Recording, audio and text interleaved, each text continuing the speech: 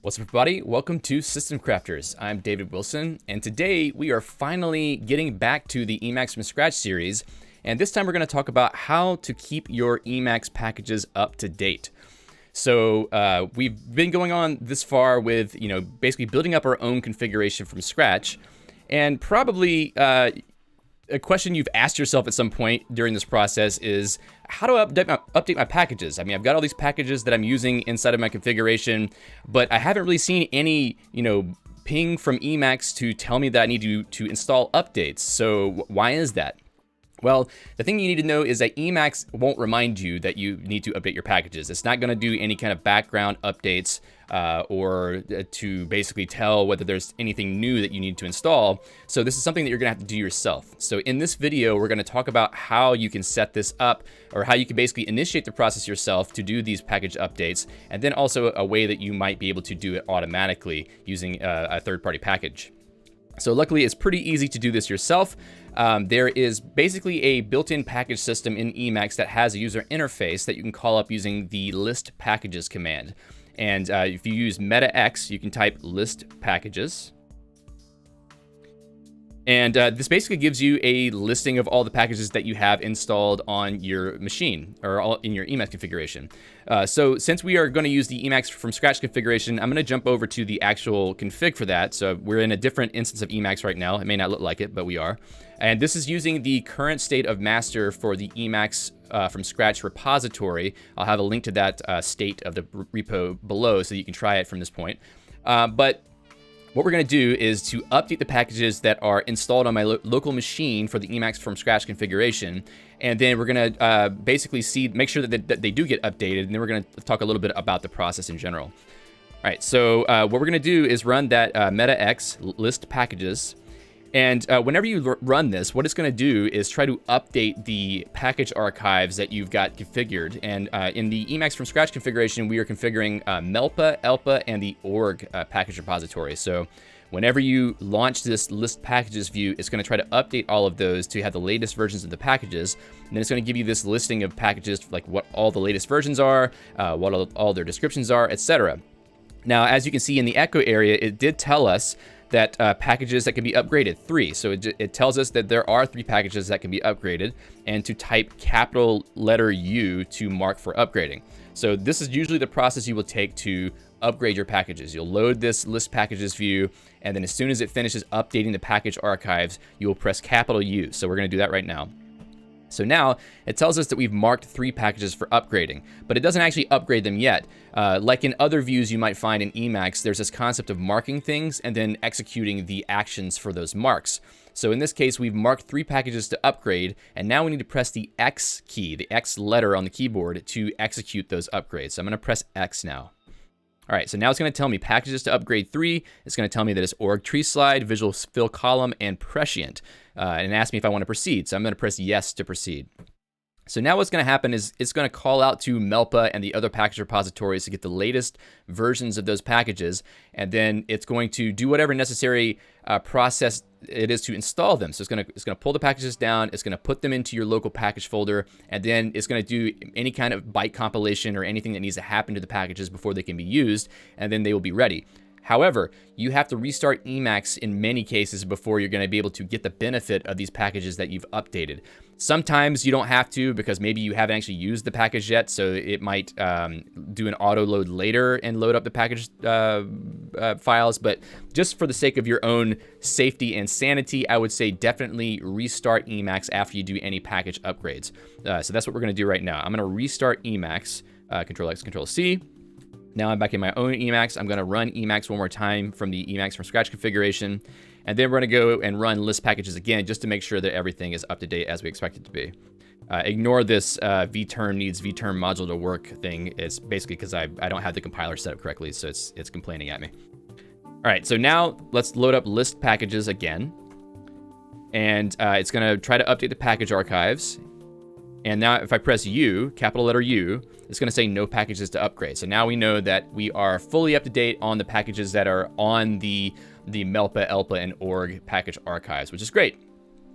So let's see. Now we've just talked about only trying to update packages. There's a lot more things you can do in this view, but I'm going to save all that for another video because I want this video to be very focused on updating packages. So we will talk about package.el, the built-in package manager, in depth in a future episode, probably in the next week or two. All right, so we've talked about this already, initiating an upgrade. So let's talk about updating your packages automatically. So maybe you're like, well, I don't really like the fact that I have to initiate this process myself. Maybe I want Emacs to do it for me. There is a really good package called auto package.el. And if you install that, then you can configure it to update your packages, or at least prompt you to update your packages on a particular interval, or maybe just every time you start up Emacs from scratch, or start up Emacs. So what we're going to do is copy this bit of configuration, and then I will explain what each part of it does. And actually, before we go further on that, what I want to do is I'm going to copy back a backup of the package folder that I just used so that we can do an upgrade process again, because I can't show you another upgrade if it just uses the packages that I already upgraded. So let me just remove my Elpa folder here. As you can see, I've been doing a lot of work here to prepare for this. All right, so I'm going to remove that. I'm going to copy my backup folder. Whoops. And then I'll put it back into the Elpa folder location. And then we're going to start up Emacs one more time. And then I'm going to drop this in the configuration right where we configure our package sources, because what we want is if we do auto update when Emacs starts, we want it to do that update process as early as possible so that we get the latest versions of all the packages we use before Emacs finishes its startup. So let's drop right here below where we set up package.el and use package, and we'll create a new subsection called automatically update packages. And I will create a new Emacs list block and then drop this config in. So what we're doing here is we are pulling in the auto package update package via use package. This will install it for us using package.el. And we're going to set a few variables here, which I'll describe. And we're also going to use a config section to run a couple functions. So by default, when you install auto package update, it doesn't do anything for you. You have to configure it before it will actually start the process of doing automatic updates. So in this case, we are setting what we want the update interval to be. And this is an integer that describes how many days, what the range of days is that you want the automatic updates to happen. So right now this is 7 to basically say once per week, I want you to try to automatically update my packages. But you can do this any number of days. It could be every 2 days, every 14 days, whatever you want. We'll use Control-HV to look at the documentation for this variable. Auto package update interval. Oh, I haven't actually loaded it yet. Let me just run this really quickly, and then we'll no, let's not do that now. All right, so I will check the variable now that I've installed the package. Control-HV, auto package update interval. And the documentation tells me interval in days for automatic package update. So basically what it's going to do is it's going to remember the last time that you used auto package update to update your packages. And then every time it evaluates whether it wants to update again, it's going to check that file that it saves to see, oh, has it been this many days since the last time we've actually updated? If so, then prompt an update. Now, by default, auto package update will not prompt you before it does an update. It will just automatically start updating your packages. In my opinion, it's better to let it prompt you before it starts that process so that you have a choice about whether you want to update your packages now or not. And we'll talk in a little bit about why that's a good thing to do. So this is a value that will be either T or nil. So if it's set to nil, which is default, it will not prompt you. And if you set it to T, it will prompt you before trying to do an update. Also, auto package update hide results. This will display an output pane, basically saying which package is updated every time it runs updates. This might be useful to you if you want to know which packages got updated. So you can set this to nil, which is the default, I believe. Let's check that with Control-HV, describe variable. This says original value is nil. So definitely it will automatically show you the list of packages that got updated whenever the update process happens by default. If you want that to not happen, if you don't want to be bothered, you can set this to T so that will not show up at all. So this is something you might want to configure depending on whether you want to know what things got updated. And those are the three variables that you will care about when you're using this package, in my opinion. Now in the config section, we are going to run two functions here, and both of them have their own specific uses.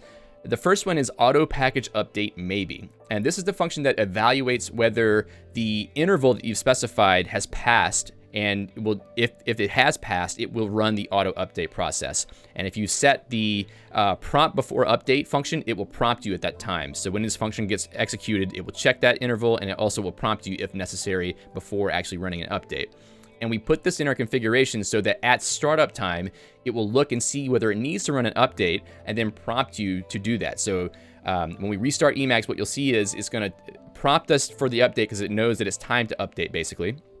And it will update all of our packages before Emacs goes through the full loading process so that we get those updates early and we can use them immediately, basically. Now, the second function here is auto package update at time. Okay, so apparently I was typing in K's here to move my character, and it put in something that was very weird looking, so that explains why that's there.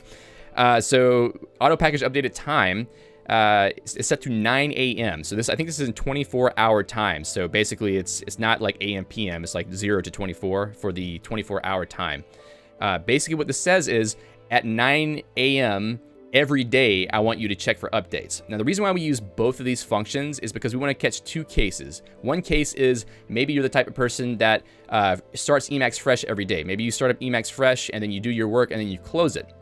But then there's some of us who just live in Emacs all the time, so we don't restart Emacs very frequently, and you want it to prompt you at a certain time or check at a certain time to make sure that you want whether you want your packages to be updated. I believe that this updated time function calls auto package update maybe under the covers, so I believe it will actually use your interval also. So basically, every 7 days, at 9 a.m. is going to prompt you if you want to update your packages. So I think using both of these together will cover all the cases where you will care about updating your packages. And maybe it's not necessary to call this an also, but just to make sure that you get prompted in the right time, it's a good thing to do. Okay, so now that we've got this installed and configured, we're going to restart Emacs and see what it's like whenever we start it up and it prompts us to update. So let's just go ahead and close this out, and then I'm going to run Emacs one more time.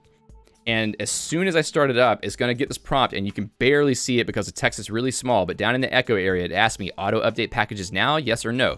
I'm going to press yes. And now it's going to go out to Melpa and pull those package updates like it did when we were in the package list, and then install them. And then now it's going to complain about vterm module. We're not going to worry about that because it's a different problem.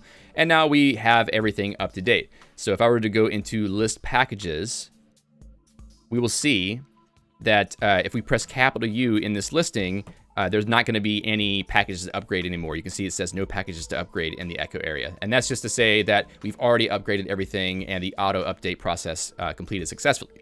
So now, 7 days from now, based on this configuration, at 9 a.m., if I had my Emacs open for an entire week until 9 a.m., 7 days from now, it will ask me if I want to try to prompt to update again. So this is a great way to keep your packages up to date because it will, keep you reminded whenever there is a certain interval that's passed, and it will look to see whether packages can be updated. All right, so the last thing I want to say on that is there is a function or a command called auto package update now. So let's just say you're like, okay, well, I'm bored. Why don't I just update my packages? You can use auto package update now, and it will initiate that process immediately despite what you did the last time. And also, when you run that, it will reset that last time that you updated so that whenever you're prompted again, it will be within the interval since the last time that you did your update. So if you are the type of person who does not want to have everything updated automatically, you can just skip running these two functions and then run that auto package update now whenever you want to update your packages on command, basically. All right, so the last thing I want to talk about is whether you should update your packages automatically. So I just went through this whole spiel about how you can do that, but really, do you want to do that? Well, it depends. The thing about updating packages in Emacs is that sometimes package updates can break your configuration. We'll talk about this in more detail in the video where I talk about package.el, but the idea is that many packages that you're using from Melpa are being updated every time the package maintainer makes a commit to their Git repository. So you might get a bug every now and then in someone's package, or maybe they'll change an interface for a function, or maybe remove a function or something that would cause you to have an issue with your configuration whenever you update that package. So there is some cause for caution when updating packages because it could break you. But that doesn't mean you should be afraid to update, though. It just means you should be cautious in general and be aware that if you have a deadline at work today, or if you have a deadline at school, or you have a presentation coming up or something, don't update your packages because you don't want your system to be broken. You want to make sure that you can use Emacs. So if you're using auto updating, make sure to turn it off or use that prompt that we showed before so that you can basically say, don't update now. That way you won't have a catastrophic situation whenever you really need your Emacs to be working. It is possible that you could back up your package folder using the auto package update before hook. Basically, that's a hook that gets run before the update process. And if you use some Emacs Lisp code to copy your current package folder to back it up, then you could save yourself from that kind of problem. But it's a little bit weird of a process to do. If people are interested in seeing more about that, I'm happy to come up with an example and maybe post it in the show notes later. But just good to know that that's a possibility if you are worried about your Emacs getting broken from this. All right, so in the next, or not in the next video, but in any future video coming up soon at some point, I'm going to go more in depth on Emacs built-in package manager, package.el. I want to go into detail on this so that you can understand how the built-in system works. And then I'm going to make some more videos on alternative package managers like straight.el so that you have even more options on how you can manage your configuration and have more control over your packages when they get updated, and also being able to roll them back in case anything bad happens. So I think it's going to be really interesting and useful for those of you who are following the Emacs from Scratch series. All right, so that's all for today, and I hope that was useful for you. Definitely let me know in the comments if you found that to be a useful tip. Also, make sure if you're watching this for the first time, make sure to subscribe to the channel, click the bell notification icon so that you get notified every time we have new videos. We do live streams on Friday as well, so definitely you want to be notified about that. And before I go, I definitely want to thank my sponsors. These people have decided to sponsor the content that I'm making on this channel, and it's really inspiring to me to have these people, put their faith in me and sponsor what I'm doing. If you are interested in becoming a sponsor of this channel, please take a look at the 2 links below. I'm in both GitHub sponsors and Patreon. There's also a link to do one-time donations on PayPal if you're interested in that. And I think that we will definitely talk a lot more about package systems in Emacs in the future because they're very core to what we do here. So definitely, keep your eye on that for when we post those in the future. All right, so until next time, thanks a lot for watching. Happy hacking. See ya.